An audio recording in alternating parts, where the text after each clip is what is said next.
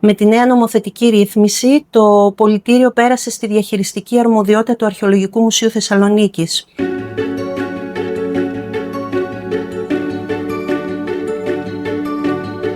Κύρια επιδίωξή μας εξ αρχής ήταν να λειτουργήσει ως οργανική μονάδα του μουσείου και όχι ως ένα απλό κατάστημα λιανικής πώλησης.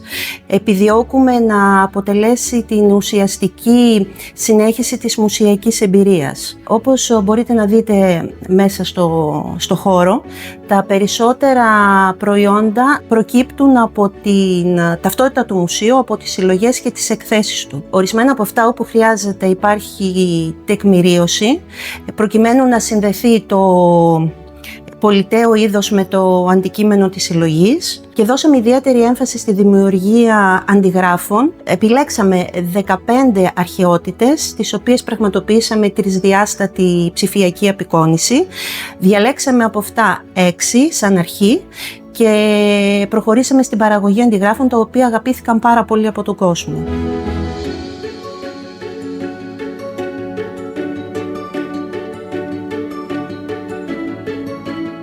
Τα βασικά κριτήρια επιλογής των προϊόντων είναι η συνάφεια με τις συλλογές, είναι η ποιότητα των υλικών και η αισθητική τους αρτιότητα, είναι η βιωσιμότητα, δηλαδή το περιβαλλοντικό αποτύπωμα που αφήνουν, είναι η έμφαση που δίνουμε στη συνεργασία με φορείς της τοπικής αγοράς και η έμφαση που δίνουμε στη διασφάλιση της διαφάνειας.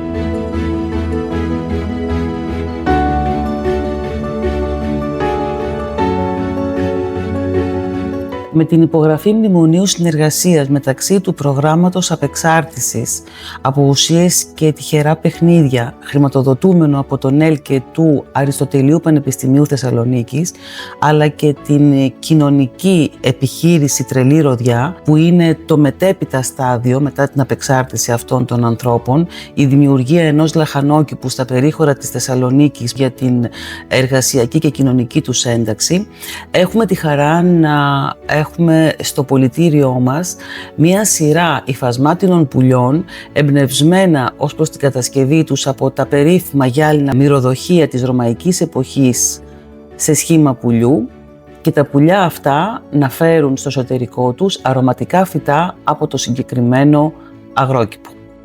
Αυτό λοιπόν αποτελεί μία βάση και ο στόχος είναι να επεκταθεί και να δοθεί η δυνατότητα συνεργασίας του μουσείου και με άλλες κοινωνικές συνεταιριστικές επιχειρήσεις, όχι μόνο της Θεσσαλονίκης αλλά και της ευρύτερης Κεντρικής Μακεδονίας και γιατί όχι και της Ελλάδος.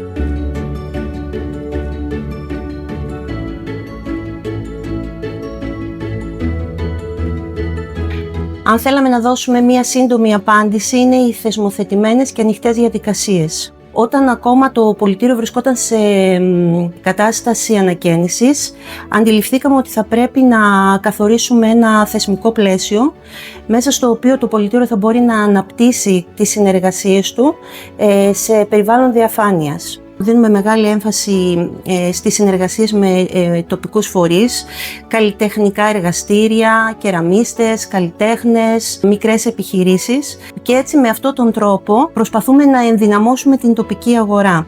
Ευελπιστούμε να λειτουργήσουμε για τον τόπο ως μια θερμοκοιτίδα δημιουργικής οικονομίας.